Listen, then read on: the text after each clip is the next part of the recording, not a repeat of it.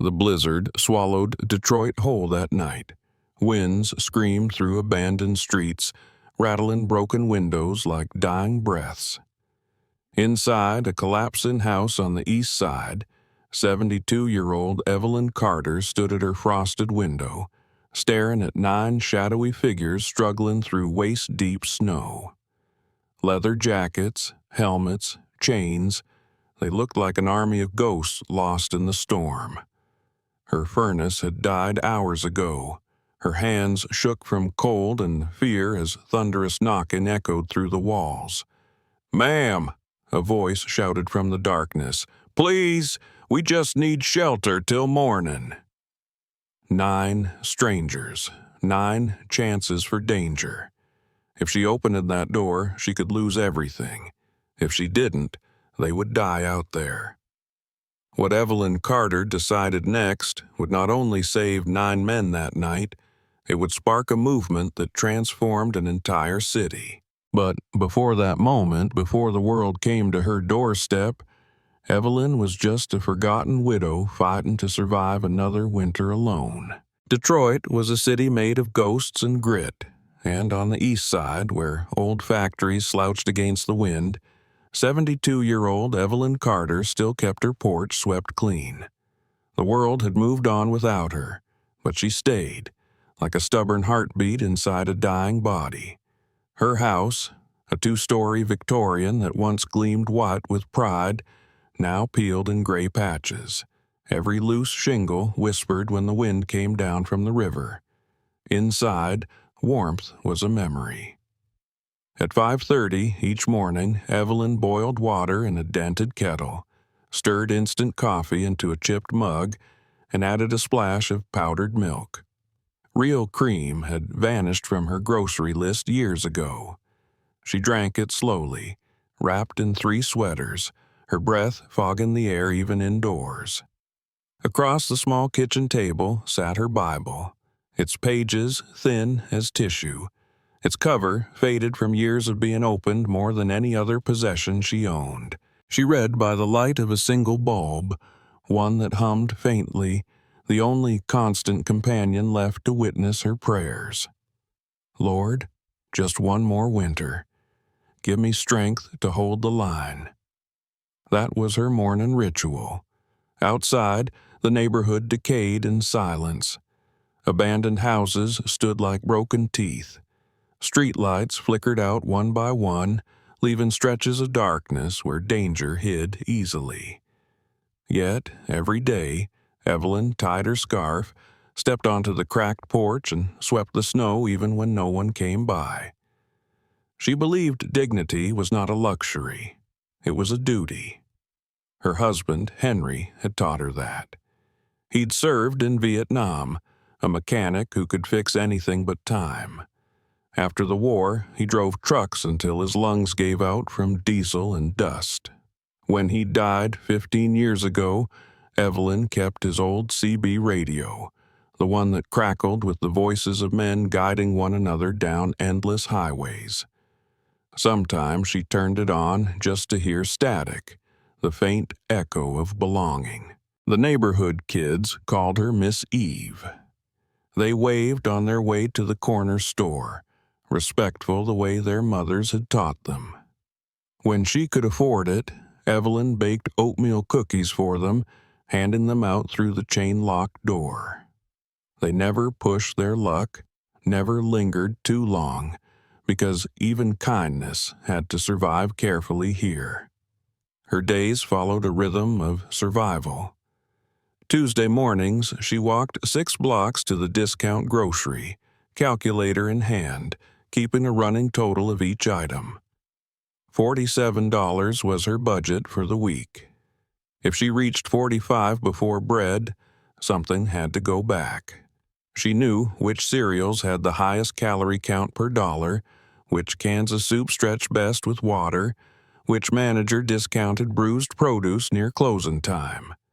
Pride kept her independent. She refused charity. She refused pity. Sometimes her daughter Denise called from California, her voice bright and hurried through the phone. "Mama, you eatin' okay? You taking your pills?" Evelyn always said yes, even when it wasn't true. Denise had her own bills, her own children, and Evelyn would rather skip medication than make her feel guilty. Her son, Marcus, deployed overseas, wrote emails when he could, short, brave notes full of sand and distance. She printed them, read them before bed like bedtime prayers. Loneliness was the hardest battle. Nights stretched long in a house too quiet. The clock ticked like a heartbeat she wasn't sure she still wanted to hear. Sometimes she talked aloud to Henry's photo above the mantel. "We did good, didn't we? The kids turned out fine." The photo never answered, but the silence felt familiar, almost comforting. Winter had always tested her. She'd lived through the big freeze of '94, the blackout of '03, and the polar vortex that broke furnaces citywide. But this storm, this one felt different. The Weather Service had been shouting warnings for days. Record snowfall, sub-zero temperatures, power outages likely. Evelyn filled empty milk jugs with water, lined them near the sink. She checked her pantry, 2 cans of soup, 1 loaf of bread, half a jar of peanut butter, and a single candle left in the drawer. Enough, she thought. It would have to be. As evening fell, she adjusted the thermostat down to 58 degrees to save fuel. The old furnace wheezed like an asthmatic giant below her feet. Pipes groaned. She put a pot under the leak in the ceiling. Ping, ping, ping. The sound echoed through the darkened hallways like time dripping away. When she finally sat down, the TV showed nothing but emergency updates. The mayor urged residents to stay indoors, off the roads, out of harm's way. Evelyn chuckled softly. "You think folks got somewhere warm to go, honey?" she said to the empty room. She switched off the set and listened instead to the storm beginning to rise. By 7, wind clawed at the siding. Snow slashed sideways past the windows.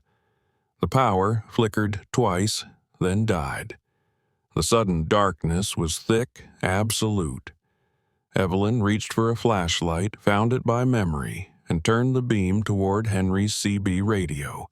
She clicked it on. The amber light glowed like a small sun. Static filled the room, broken by fractured voices. "Roads blocked. Bikes won't start. Need shelter fast." Another voice answered, steady but strained. "Negative visibility. Repeat, 0 visibility." She frowned. Motorcycle riders out in this? It sounded impossible. But the transmissions kept coming, coded phrases mixed with urgency. Evelyn pictured them somewhere on a highway shoulder, engines frozen solid, wind biting through leather. They wouldn't last an hour. She rubbed her hands together, trying to push away the image. "Not my business," she whispered. "Not tonight." The furnace gave a final cough and fell silent. She tapped the thermostat. Nothing. The chill crept fast now, wrapping her legs, seeping through her bones. She pulled on Henry's old army coat, too large but warm, and sat at the kitchen table under the dim glow of the flashlight. Her breath clouded in front of her. She thought of calling Denise just to hear another human voice, but when she checked her phone, there was no signal. The landline was dead too. The storm had taken everything: light, heat, connection. For a moment she felt a flash of anger, the kind that comes only when fear runs out. "I've lived through worse," she said out loud, daring the storm to disagree. But her hands were trembling. She could barely feel her fingertips. Time blurred. The house moaned in the wind. Branches cracked outside like distant gunfire. Then, around 8:15, the first blow hit her door. A deep, thunderous pounding. Evelyn froze. Another hit. Then a voice, muffled by snow but unmistakably human. "Ma'am, please, we mean no harm. We just need shelter." She shuffled toward the window, her slippers whispering across the cold linoleum. Through the frosted glass, she saw shapes. Tall, broad, moving slowly, the porch light gleaming off ice-crusted helmets. There were many of them. 9, maybe more. Her heart hammered. Every warning she'd ever heard about home invasions, gangs, biker violence came rushing back. These were the men she'd seen in local news stories, roaring down highways in black leather, symbols of trouble. And now they were on her porch. She gripped the deadbolt, but didn't turn it. "Lord," she whispered, "don't make me do this." Another voice came, deep and respectful. "Ma'am, we're veterans. Bikes are dead. Roads closed. We just need a roof till sunrise. We'll sleep on the floor. No trouble." Veterans. That word cut through her fear like light through fog. Henry had been one. So had Marcus. So had the boys she used to serve coffee to at the church veterans' breakfast before funding dried up. But what if they were lying? She glanced at Henry's photo, the one in uniform. "What would you do, old man?" Outside, the wind howled like something alive. She could see them swaying, barely standing, snow bearing their boots. A man stumbled, another caught him. Their movements were sluggish, the telltale sign of cold closing in. They were minutes from hypothermia. Her hand shook as she touched the lock. She could feel the pulse in her wrist, wild and loud. "Lord, if this is how I go, let it be helping." The metal clicked. The sound seemed to echo through time. When she opened the door, the storm rushed in with them, a wall of white and roar. The men stepped forward, covered in snow, eyes raw from windburn. They filled the small entryway like a sudden army. But they didn't push, didn't shout. One by one, they removed helmets, revealing faces of exhaustion and gratitude. The man in front, tall with silver at his temples, spoke first. "Thank you, ma'am. We won't forget this." Evelyn nodded mutely, stepping aside. "Kitchen's the warmest room." They moved with astonishing discipline. One closed the door behind them. 2 began brushing snow off the others. Another pulled a small emergency kit from his bag. Their voices were calm, organized. "Sound off," the leader said. "Injury, minor frostbite, sir." "All accounted for, sir." "Perimeter secured." The language struck her, military cadence, not criminal slang. She stood watching, disoriented, as one of them crouched by the furnace vent, listening. "Igniter's dead," he said. "Might be able to patch it." Evelyn finally found her voice. "Coffee's instant, but it's hot." The leader smiled faintly. "That sounds perfect, ma'am." She poured water from the kettle, her hands steadying as the scent filled the room. The men took the mugs carefully, thanking her as though she'd served them a feast. "Name's Nathan Hayes," the leader said. "Most folks call me Eagle." "Evelyn Carter," she replied. "You can call me Miss Eve." From the basement came clanking and muffled talk. Within 20 minutes, the furnace shuddered back to life, exhaling warmth through the vents. She could have wept. When she offered her couch, they refused. "You keep your comfort, ma'am," Eagle said. "We're used to sleeping rough." They unrolled sleeping bags across the floor in perfect rows. One man cleaned up the melted snow puddles without being asked. Another checked her smoke detectors, replaced batteries from his pack. It felt less like strangers invading her home and more like soldiers establishing order.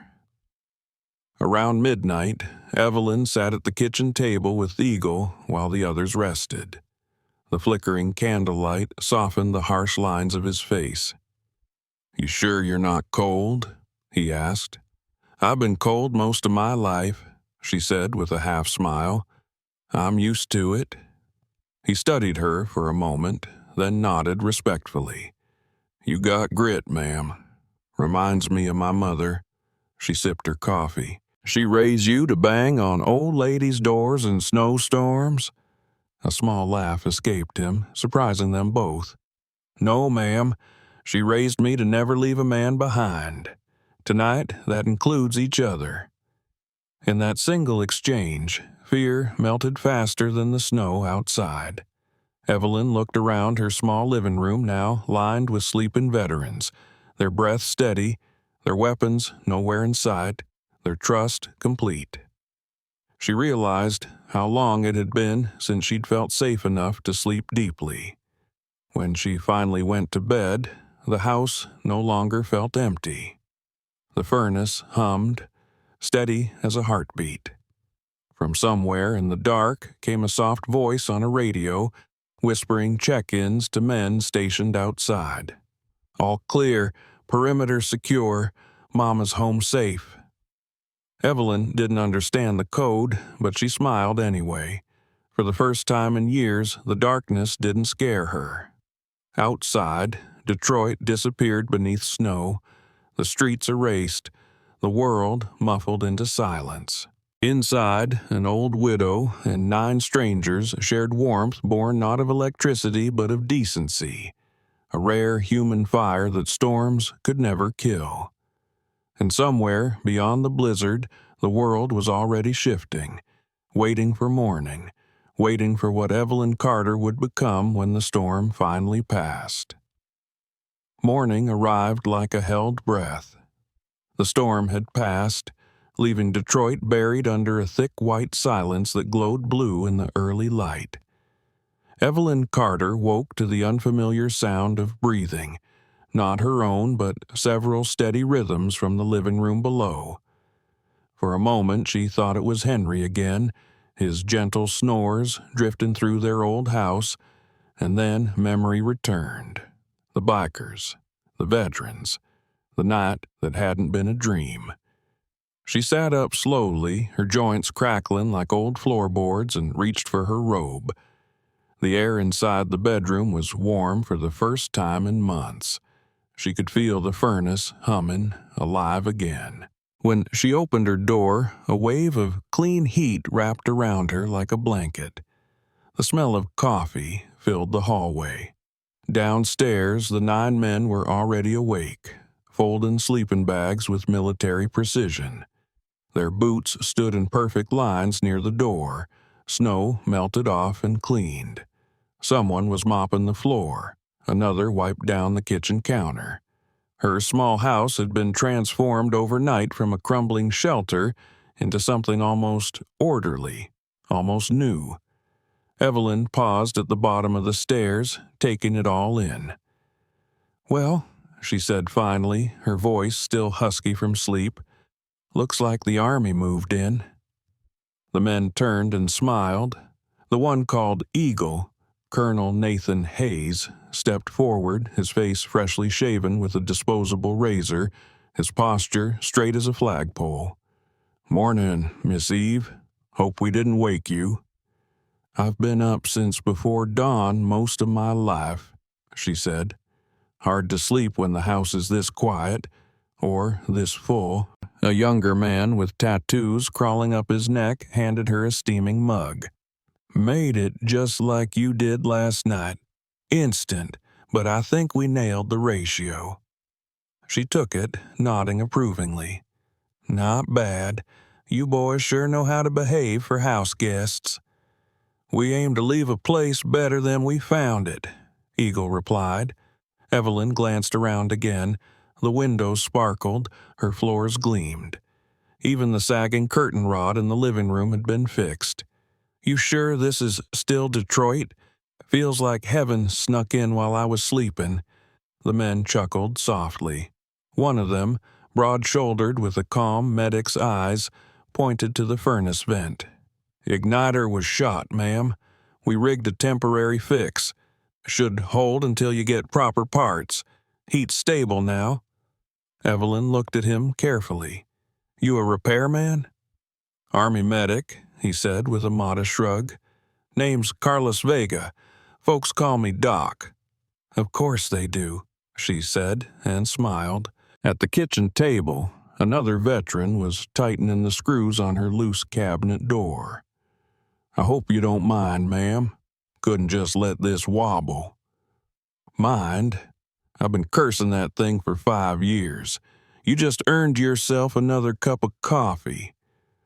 The laughter that followed was low, genuine.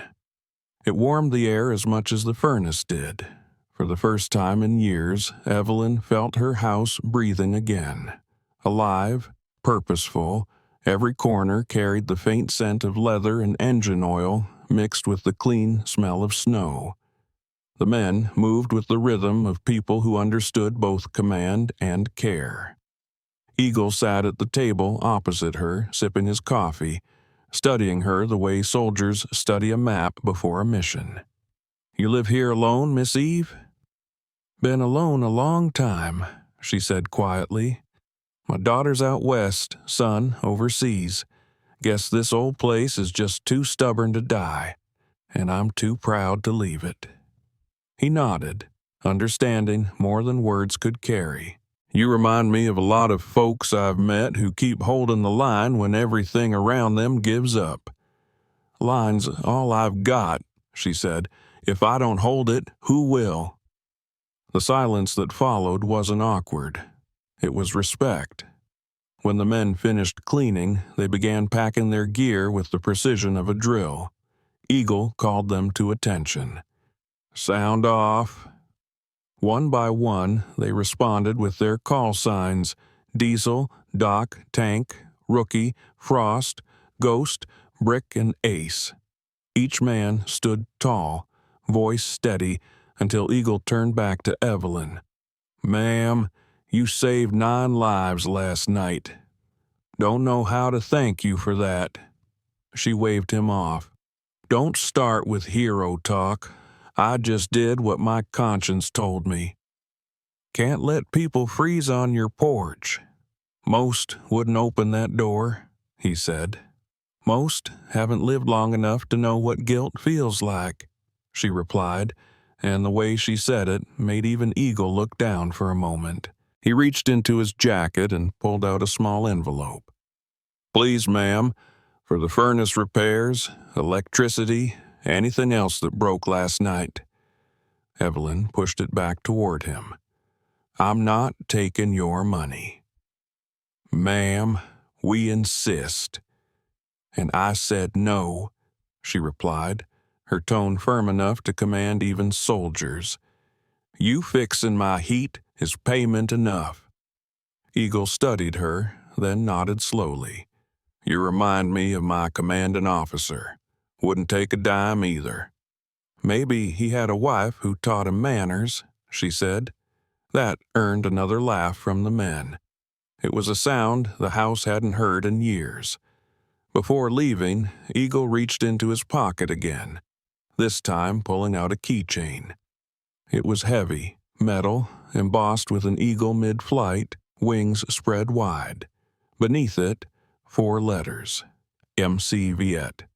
"This is my call sign, ma'am. If anyone ever bothers you, anyone, you show them this. And here's my number." He handed her a folded slip of paper. Evelyn held it like something sacred. "I don't expect anything, Mr. Hayes." "I know," he said softly. "That's what makes you different." Then, to her astonishment, he straightened his back and delivered a full military salute. Every man behind him followed suit, 9 strong arms rising in perfect unison. The sight stole her breath. For a heartbeat, she was 20 again, watching Henry's unit march off to war, pride and fear knotted together inside her chest. "I don't understand," she whispered. Eagle's voice was steady but thick with emotion. "Last night you reminded us why we served. You saved brothers who thought the world stopped caring. In our world, debts get paid. Always." They lowered their salutes together, almost ceremonial. Evelyn's eyes glistened, though she pretended it was the light from the window. "You're good men," she said quietly. "I can see that now." Eagle gave a faint smile. "No, ma'am. We're just men who finally met a good woman at the right time." And with that, they gathered their helmets, opened the door, and stepped into the pale winter sunlight. Engines roared to life. How they'd fix them overnight, she couldn't imagine. As they rode off in formation, tires crunching over the snow, the sound faded into the distance like the echo of a hymn. Evelyn stood on her porch until they disappeared down the street, the keychain heavy in her palm, the slip of paper folded neatly into her apron pocket. When she turned back inside, the house felt larger, cleaner, almost new. The air still carried the faint trace of leather and coffee, a reminder that she hadn't dreamed any of it. She looked around, every dish washed, every chair aligned, footprints wiped from the floor. They'd even stacked wood by the back door. Where had they found wood in a blizzard? The thought made her smile. Whoever those men were, they had left a mark far beyond repair work. She spent the rest of the morning tidying what little there was left to tidy. Around noon, she sat by the window with another cup of coffee, the keychain beside her Bible. The letters MC Viet caught the sunlight. She traced them with her fingertip. Motorcycle Club? Veterans? Could that be it? It sounded like something Henry would have joined if he were still alive. Her mind wandered back to the night before, to the discipline in their movements, the way they spoke. Perimeter secure, sound off, ma'am. These weren't rough bikers looking for trouble. They were soldiers still living by code. She thought of Henry's unit again, men who'd stayed brothers long after the war ended. He used to talk about how veterans never stopped serving. They just changed battlefields. Maybe these men had found a new mission, helping each other survive civilian life. Maybe that's why they were still together. The furnace kicked on again, steady and strong. For the first time in years, the sound didn't frighten her. It sounded like company. Later that day, the neighborhood woke under a fragile sun. Kids shoveled driveways, men dug out cars. Evelyn watched through her window as a few of them pointed toward her house, whispering. News of 9 motorcycles parked on her street overnight had clearly spread, but no one knocked to ask questions. They just waved when they saw her at the window, a new kind of respect in their eyes. By evening, when the streetlights flickered on, the block looked almost safe again. She boiled soup for dinner, added extra water to make it stretch, and thought about the words Eagle had said.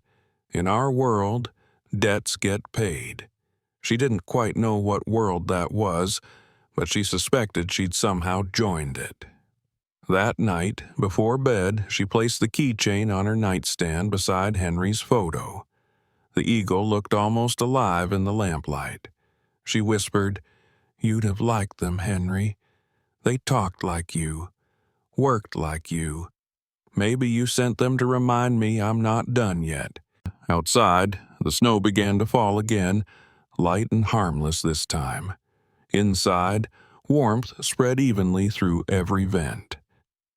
Evelyn Carter climbed into bed, the hum of the furnace and the faint echo of motorcycles blending into a lullaby. For the first time in years, she slept without fear, without cold, without the ache of loneliness. She didn't know that across the city, on the other end of that folded slip of paper, Colonel Nathan Eagle Hayes was already speaking into his radio. "Eagle to base," he said.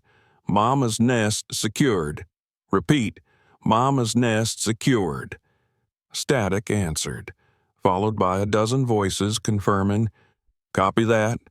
Mama's nest secure, perimeter eyes on. Outside Evelyn's house, two motorcycles idled quietly in the dark before rolling away, leaving only tire marks in the snow. She never saw them, never knew that the streetlight outside her window stayed on all night because someone had fixed it. When dawn came again, Detroit was still cold, still broken in many ways, but something invisible had shifted. In one forgotten corner of the city, a line had been drawn between despair and hope, between fear and compassion, and a 72-year-old widow had unknowingly become its guardian. The world would not learn her name for months, but among the veterans of the MC Vet Brotherhood, a new code word was already spreading through the radios, meeting halls, and open highways: Mama Eagle. It meant safe haven. It meant home. And for the first time in decades, Evelyn Carter was both. 3 days passed before the city began to dig itself out. The snowplows carved gray tunnels through white mountains, leaving behind narrow corridors of ice and silence. Detroit looked less like a city and more like a battlefield frozen in time. Evelyn Carter's block, once littered with broken bottles and graffiti, now lay blanketed under clean snow, erased, peaceful, almost holy. Inside her house, warmth lingered like a secret. The furnace still rumbled, steady and strong. The smell of coffee drifted through the air. Evelyn sat by the window, wrapped in Henry's wool blanket, her Bible open but unread. Her eyes kept sliding toward the keychain lying beside her mug. The eagle emblem glinted in the morning light, catching her attention like it wanted to be understood. MC Viet. She whispered the letters to herself again. Motorcycle Club Veterans. It sounded right, but it didn't explain everything. Why had those men spoken like soldiers? Why the salute? Why the promise? Anyone bothers you, show them this? Evelyn Carter wasn't a woman who believed in coincidences. After 72 winters, she had learned that every storm left meaning behind if you looked long enough. She turned the keychain over in her palm. The metal was heavy, solid. The engraving on the back read simply, "Honor is a habit." That felt like something Henry would have said. He used to preach that even when you had nothing, you could still live with honor. Maybe that's why she kept sweeping her porch, even when the rest of the street gave up. A sharp knock interrupted her thoughts. Evelyn nearly jumped. She opened the door to find Tony Ramirez, the owner of the corner store. He stood knee-deep in snow, face red from cold, breath puffing in white clouds. "Morning, Miss Eve," he said. "You doing all right in there?" "Warm and fed, Tony. How's the shop?" "Slow. Power was out till yesterday. But, listen, I gotta ask, were there bikers here during the storm?" Evelyn frowned. "What makes you say that?" "Couple of guys came by the store this morning. Big dudes, leather jackets, same logo, eagle with those letters under it. MTV, I think. They asked real polite where you lived. Said they were checking up on you. Didn't buy nothing, just wanted to confirm your address. They looked official, you know, not troublemakers." Evelyn felt her pulse quicken. "They didn't bother you, did they?" Tony shook his head quickly. "No, ma'am. If anything, they scared off that gang that used to hang around the back alley. Haven't seen those kids since the storm. Place feels different. Safer. Anyway, just thought you should know. You got some serious friends out there." She thanked him and closed the door slowly, heart thudding in her chest. Friends. She hadn't used that word in years. That evening, she noticed something else. The flickering streetlight outside her window, the one she'd called the city about at least 5 times, was glowing steady and bright. She checked the municipal website the next morning. No record of a repair order. But the light worked perfectly now, and she didn't believe in miracles that came with wiring. The next day, her garbage bins, usually left scattered across the sidewalk by careless collectors, were placed neatly beside her house. Someone had also shoveled her walkway while she slept. The work was clean, precise, and quiet. No footprints remained except her own. Evelyn began to keep notes in a small spiral pad, a habit Henry used to call keeping your own gospel. She listed every strange event. Street light fixed, no record. Trash bins moved neatly. Driveway cleared overnight. Groceries on porch. No name, just a note, from grateful friends. The groceries were high quality, real cream, fresh bread, fruit that hadn't seen bruises. She stood over the bags for nearly 10 minutes before bringing them inside. Gratitude battled suspicion in her chest, and gratitude won. That night, the CB radio crackled again. Static. Then voices, faint, but clear enough to make out pieces. Eagle's Nest secure. Mama Bear confirmed.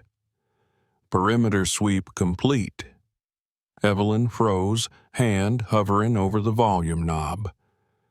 Mama Bear, that couldn't mean her, but deep down she knew it did. The next morning she walked to the grocery store as usual, 6 blocks through slush and ice. People she barely knew stopped to wave or ask if she needed help carrying her bags. Even the young men who loitered on the corner nodded respectfully, eyes lowered. She didn't understand what had changed, only that something invisible had shifted in how the neighborhood saw her. By the end of the week, word reached her through Brenda, the mail carrier. "Miss Evelyn, you got folks watching out for you," Brenda said, lowering her voice. "Motorcycles been patrolling this block after dark. Real polite boys. They asked what time you usually get your mail, just to make sure you're okay. Told me you're family to them." "Family?"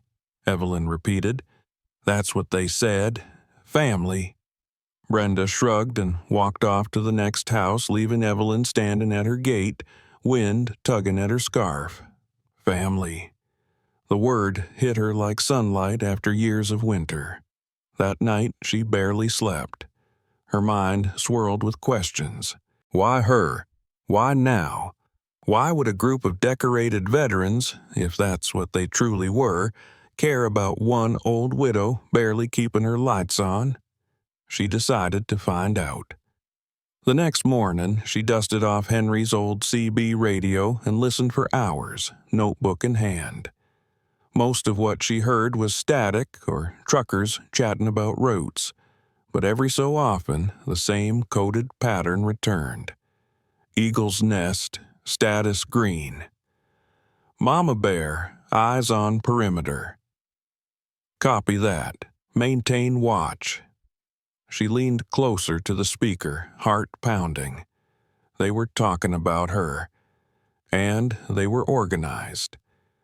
2 days later, a story on the local news caught her attention. The anchor spoke of a veterans motorcycle club operating across the city, providing neighborhood cleanups, escorting funeral processions, and assisting homeless veterans. The reporter praised them for reducing crime and helping police with missing person searches. Their logo, a soaring eagle over the letters MC Vet, filled the screen. Evelyn gasped.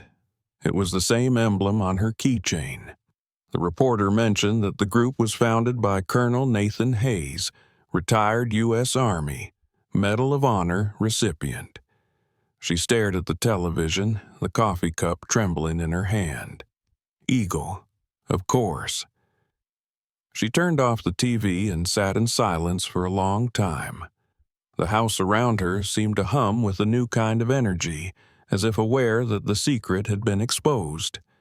That night, she dreamed of Henry standing beside her porch railing, saluting her with a proud smile.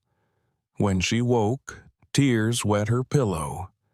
She went straight to the Bible on her nightstand, slid the folded piece of paper from its pages, and stared at the number Eagle had written. For 3 weeks, she resisted calling. Pride and humility fought in her chest. She didn't want to sound like a needy old woman. She didn't want to impose. But curiosity and gratitude finally won. When she dialed, her fingers trembled. The line rang twice before a deep, familiar voice answered. "This is Colonel Nathan Hayes." Her breath caught. "Colonel, this is Evelyn Carter. You and your men stayed at my house during the storm." There was a brief pause, then warmth flooded his tone. "Miss Eve." "Ma'am, I've been hoping you'd call. How are you? Furnace still holding up?" "It's working fine. You boys did good work." He chuckled softly. "I've got good men, but we owe you more than you realize." She hesitated. "Colonel, who exactly are you?" The other end of the line went quiet. Then he sighed. "Ma'am, that's a fair question. I suppose it's time you knew." He told her everything. He spoke of Missy Viet, the motorcycle club veterans, a brotherhood formed by combat veterans who refused to let their service end when the wars did. They rode not for thrill, but for purpose, rescuing stranded motorists, helping disaster victims, protecting neighborhoods too forgotten for anyone else to care about. Every man in his unit had faced something dark after the military: trauma, addiction, loss, but together they had rebuilt themselves through service. Hayes himself had commanded the 75th Ranger Regiment, 28 years in uniform, 3 tours overseas, a Medal of Honor, and more scars than he cared to count. Evelyn listened in stunned silence. The colonel's voice softened. "Miss Eve, the night you opened that door, you didn't just save 9 men from freezing. You reminded us what we fought for: humanity, compassion, the kind of courage that doesn't need a uniform." Tears welled in her eyes. "You give me too much credit, Colonel. I just opened a door." "Ma'am," he said firmly, "in my experience, the hardest thing in this world is to open a door when you're afraid." Then he told her something that made her knees weaken. He had looked into her late husband's service record. Henry Carter served in Vietnam, 1967 to 1969, Army mechanic, honorable discharge, good conduct medal. "Yes," she whispered. He never talked about the details. "Maybe this one he couldn't," Hayes said, "because he saved the life of a man named Sergeant William Vega during the Tet Offensive, Carlos Vega's father.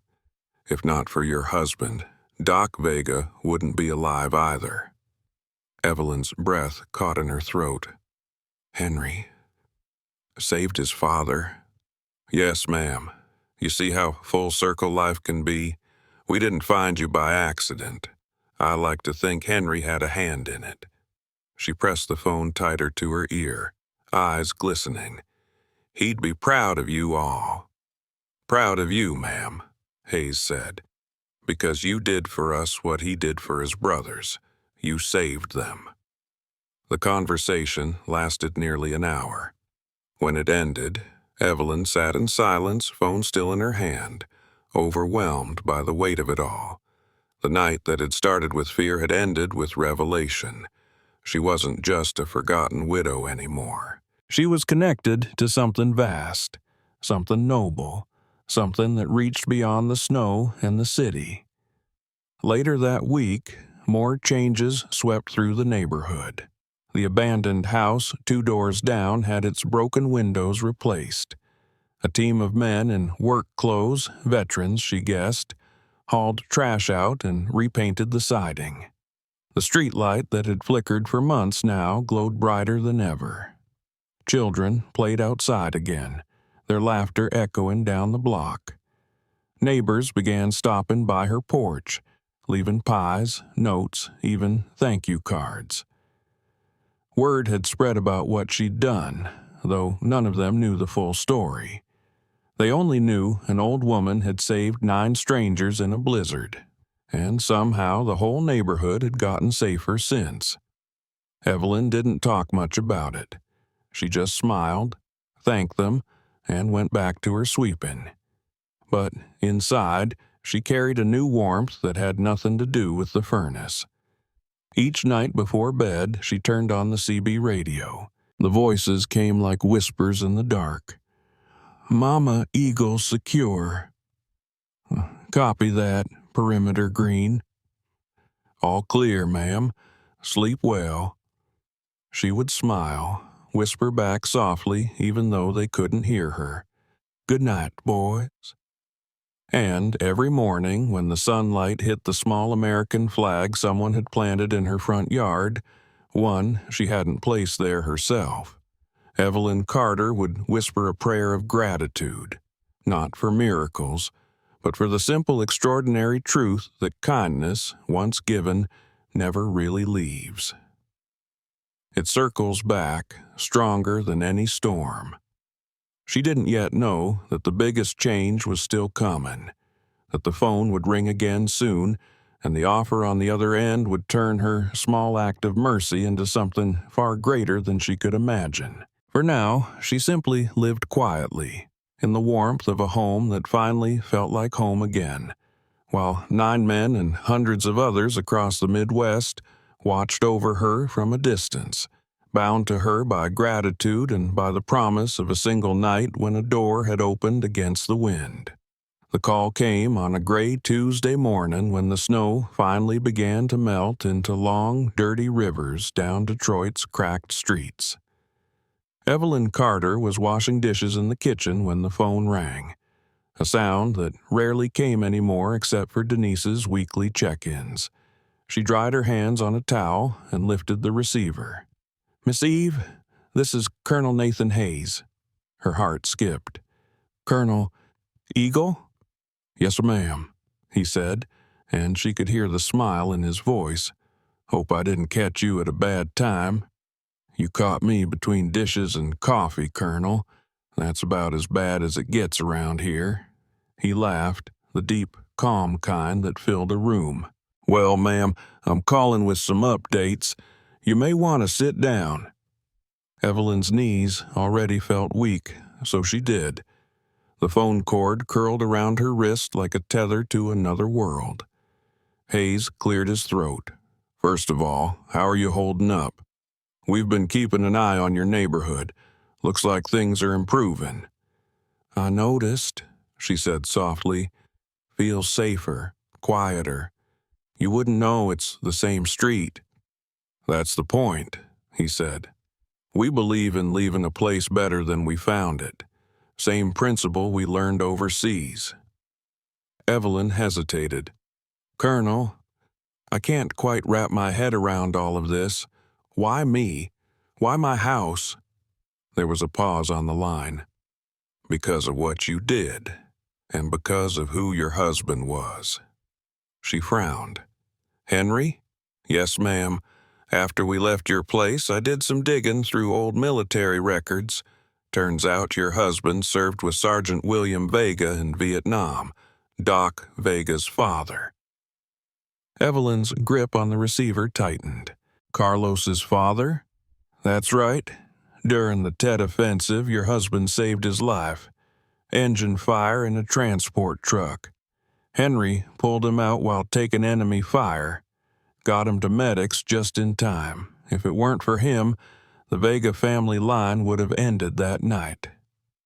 Evelyn's eyes filled. "He never told me that. Henry just said war was hell and left it at that." "Good men rarely brag, ma'am," Hayes said gently. "But those of us who came after, we remember the ones who saved our teachers, our mentors, our brothers.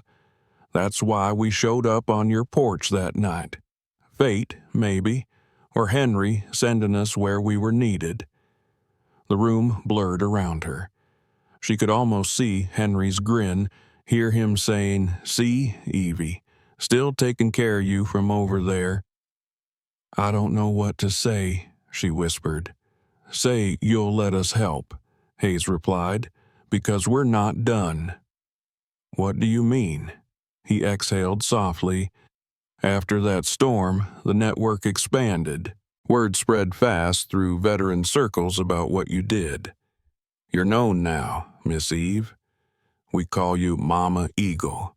Means safe haven, place of trust. We've got chapters in 3 states using your address as our moral compass." Evelyn laughed through tears. "Mama Eagle? Lord have mercy. I'm just an old lady with a leaky roof." "Not anymore," he said. "Here's what's about to happen. My company, Hayes Construction, is veteran-owned. 47 men, all service members trying to rebuild their lives. We're coming next week to renovate your home top to bottom. New roof, new furnace, plumbing, electrical, insulation, wheelchair access, everything. No cost, no catch." Her stomach dropped. "Colonel, that's too much." "It's already happening," he said firmly. "Materials donated, labor volunteered. You'll stay with me and my wife Sarah at our guest house while we work. 6 weeks. She's excited to meet you." Evelyn's eyes flooded again. "I don't deserve all that." "With respect, ma'am," Hayes said, his voice taking on the tone of a command. "You don't get to decide what you deserve. You already earned it." He wasn't finished. "Second," he said, "Tank Doyle, one of our Marines, looked into your VA benefits. Turns out you've been eligible for widow's compensation for years. Nobody filed it right. You're owed $68,000 in back pay and $12,800 a month moving forward. Medical, dental, transportation, all covered." Evelyn pressed a trembling hand to her chest. "That can't be real." "It's as real as the cold outside," he said. "You'll get your first deposit within 2 weeks." She didn't speak for a long time. When she finally did, her voice cracked. "Colonel Hayes, I don't know how to thank you." He chuckled softly. "By letting us finish, ma'am. Third, we'd like to offer you a position. Den mother for the MCVT network. We'll pay you $500 a month. Your house will become our community hub once it's renovated. You host dinners, meetings, counseling sessions. We handle supplies and logistics. You just be you." Evelyn laughed through disbelief. "Me? Run a community center? Colonel, I barely keep my plants alive." "Then it's time someone watered you for a change," he said kindly. "We'll start with Sunday dinners. You cook, we clean. No one leaves hungry, not in Mama Eagle's house." Evelyn wiped her cheeks with her sleeve. "You're making me cry, and I hate crying." "That's good, ma'am," Hayes said softly. "Means the heart's still working." He continued, voice warm but firm, like a general giving orders of kindness. "My wife Sarah found out you never finished high school. She's enrolling you in the community college's GED program. After that, we'll sponsor your peer counseling certification. You'd be surprised how many veterans will listen to someone like you, someone who understands loss but still chooses hope." "At my age?" Evelyn said, half laughing, half sobbing. "At your wisdom," he corrected. "We need more of that in this world." Silence stretched, comfortable this time. Evelyn stared at the patch of sunlight creeping across her kitchen table, warming the keychain that started it all. Hayes's voice softened. "One more thing, ma'am. Sarah and I are arranging something special. Your daughter Denise and her family will fly in from California. Your son Marcus is getting emergency leave. They'll be here when we unveil the finished house. Whole family, under one roof again." Her breath caught. You're bringing my babies home?" "Yes, ma'am. You've done enough nights alone." She couldn't speak. Words dissolved into quiet tears, the kind that came from gratitude too big for language. After she hung up, Evelyn stayed seated for nearly an hour, phone still in her hand, staring out the window at the sunlight reflecting off the melting snow. The city looked softer somehow, less cruel. Maybe it wasn't the city that changed. Maybe it was her. That night she wrote a letter to Henry in the back of her Bible. "They found me, old man. The brothers you used to talk about, they're still serving, still fixing broken things. You'd be proud. I think maybe you sent them. I miss you, but tonight I don't feel alone." The following week the trucks rolled in, veteran carpenters, electricians, and builders, all in matching jackets with the eagle emblem. They moved with practiced rhythm, hauling lumber, climbing ladders, laughing between tasks. The sound of hammers and drills filled the street like music. Neighbors came out to watch. Someone cheered. Someone cried. Within days, Evelyn's crumbling house transformed. Rotten boards replaced. Windows sealed. A new roof gleamed dark blue under winter sunlight. Every nail, every shingle carried care.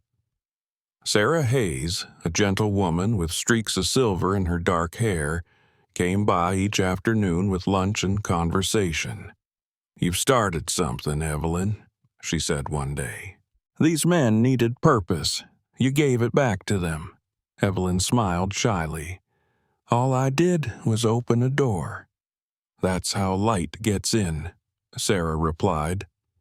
When Evelyn moved temporarily into the Hayes guest house, she found it filled with warmth and laughter. Sarah treated her like family, fussing over her meals, showing her how to video call Denise and the grandkids.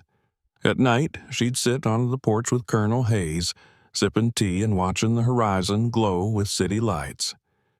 "You know," he said one evening, "we call your block the Carter Line now. Crime's dropped by 60%. Dealers disappeared. Kids are playing outside again. One act of courage can ripple through a city faster than any government program." Evelyn looked down at her hands, calloused from years of struggle. "You make me sound like a saint, Colonel.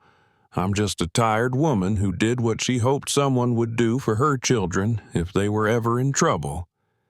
"That's exactly what saints are," he said simply. When 6 weeks passed, Sarah blindfolded her and drove her back home. The smell of paint and new wood filled the air. Evelyn gasped when they took off the blindfold. Her house stood reborn, white siding with navy trim, shining windows, a new flag fluttering from a polished pole in the yard. Inside, sunlight poured across hardwood floors. The living room had been expanded, furnished with long tables and chairs. The basement had been converted into a counseling space, walls lined with photos of veterans, shelves of books, and Henry's framed medals mounted above a plaque that read, "In service and in spirit." Evelyn's knees gave way, and Sarah caught her gently. "Easy now," she whispered. Evelyn looked around, tears spilling freely. "It's beautiful. It's more than I ever dreamed." Colonel Hayes stepped forward. "Miss Eve, this house isn't just yours anymore. It's a sanctuary. For veterans, for neighbors, for anyone needing warmth. You lit a fire, ma'am. We just built a chimney to keep it burning." That night, the entire neighborhood gathered for the first community dinner. Long tables stretched across Evelyn's living room. Veterans in uniform served food beside local teenagers. The smell of roasted chicken and garlic mashed potatoes filled the air. Evelyn moved among them, hugging, laughing, her energy tireless. Marcus arrived late, uniform still crisp, eyes bright with pride. Denise wept when she saw her mother surrounded by so many who loved her. At the end of the night, Colonel Hayes clinked his glass for attention. "Ladies and gentlemen," he said, "a toast to Evelyn Carter, who reminded us that heroes don't always wear uniforms. Sometimes they wear aprons." The room erupted in applause. Evelyn smiled, her cheeks wet, her heart full. She lifted her glass. "To all of you for proving my Henry right. The world's still got good people in it." Music followed, old Motown spinning from a speaker, voices rising together. For the first time in years, Evelyn danced. As midnight approached, she slipped outside to breathe the cold air. Snow had started falling again, soft flakes drifting under the streetlight. Across the street, 2 motorcycles idled quietly before turning away. She recognized them now. Not strangers, but guardians. She looked up at the flag above her porch, rippling against the dark sky. "We did it, Henry," she whispered. "We found our family." The next morning, the headline in the local paper read, "Widow's Kindness Sparks Veteran-Led Neighborhood Revival." Reporters called, then television stations. Evelyn avoided the cameras at first, but Colonel Hayes convinced her. "Let people see what kindness can build," he said. Within months, the story spread across the country. Donations poured in. The EMSVET network expanded to other states. They named their new outreach program the Eagle's Nest Project, with Evelyn Carter as honorary matriarch. For the rest of her days, she would insist she hadn't done anything special. She had simply opened a door. But the world knew better. Sometimes that's all it takes. Spring came to Detroit like an apology. The streets thawed, the wind softened, and from the cracked sidewalks, tiny green shoots pushed through, stubborn and bright. Evelyn Carter stood on her porch, watching neighborhood kids race their bikes down a street that once belonged to silence and fear. 6 months had passed since the renovation, and her block no longer looked forgotten. Fresh paint gleamed on houses that had been abandoned for years. Windows shone clean. Gardens bloomed where weeds used to choke the soil. Evelyn's house, the old Victorian that had nearly collapsed under its own loneliness, stood like a symbol of rebirth. White siding glowed under morning sunlight. Blue shutters crisp against the trim. The American flag above her porch waved steady, anchored in new ground. On her front lawn, a carved wooden sign read, "The Eagle's Nest Community Center, home of Miss Evelyn Carter." Inside, the air smelled of cinnamon and coffee. Every Sunday, the scent drifted down the street as she prepared dinners that had become legendary. What started as a meal for a few neighbors had grown into gatherings of 50 or 60 people. Veterans, families, children, college students, anyone who needed a place to belong. Evelyn moved through the kitchen like she'd been born there, her apron streaked with flour, her laughter echoing off the walls. Around her bustled the men and women of the MCVAT network, veterans who had once been strangers now teasing one another like brothers. Tank Doyle chopped onions with surgical precision. Doc Vega stirred a pot of stew large enough to feed a platoon. Diesel Brooks carried boxes of bread from the truck outside. "Careful with that door, Diesel," Evelyn called out. "You break it, you fix it." "Yes, ma'am," he answered, grinning. "Wouldn't dare cross Mama Eagle." The name had stuck to her endless embarrassment. Every time someone said it, she'd roll her eyes, but secretly it made her heart swell. By noon, the dining room was full. Long tables stretched across the newly refinished floors, covered in mismatched dishes and folded paper napkins. Children chased each other between chairs until Evelyn clapped her hands for quiet. "All right now," she said, "let's eat before it gets cold. And remember, you take what you need. not what your eyes want. Laughter rippled through the room. As plates filled and stories flowed, Evelyn watched from her seat at the head of the table. The noise, the warmth, the music, it all felt like a dream she hadn't dared to have. 6 months ago, she had prayed just to survive the winter. Now, she was surrounded by life.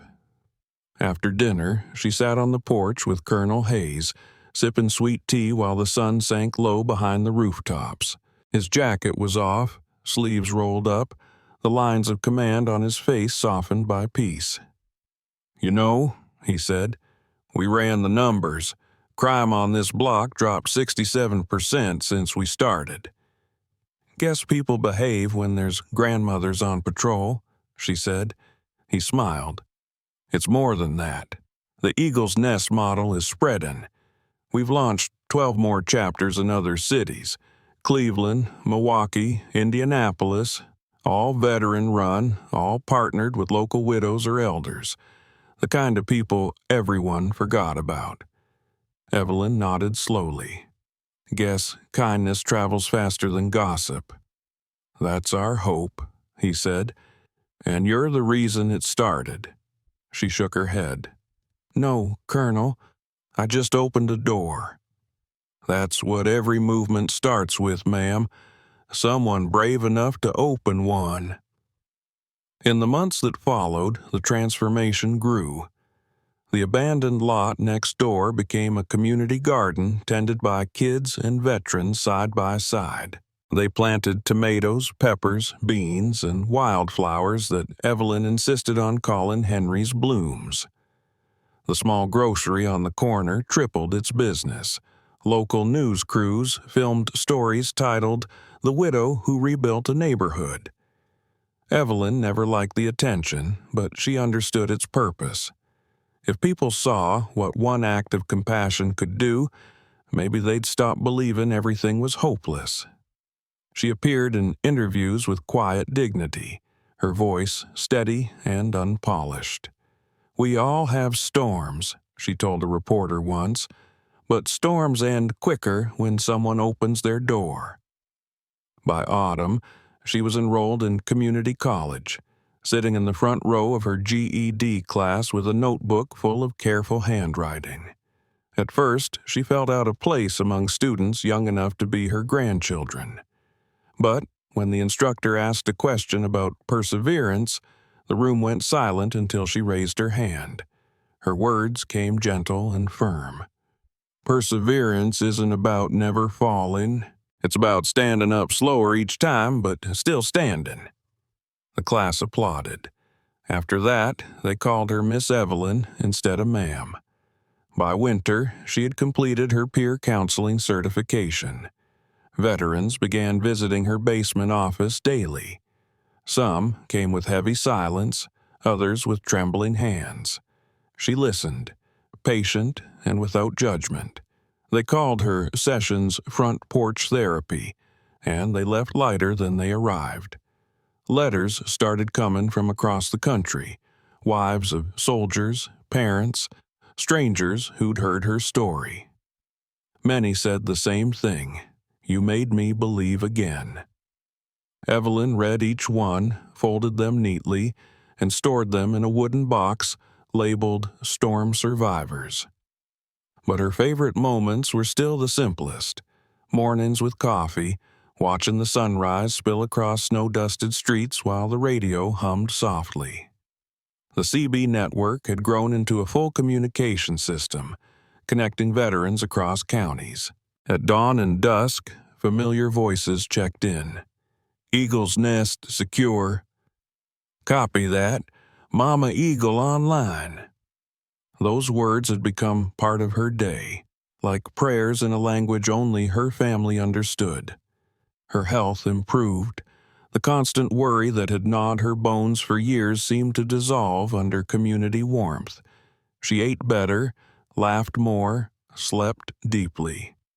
The mirror reflected a woman still wrinkled, still gray-haired, but radiant, alive.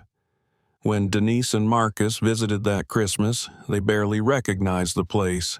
The old house glowed with light, walls covered in photos of smiling veterans, children, and neighborhood events.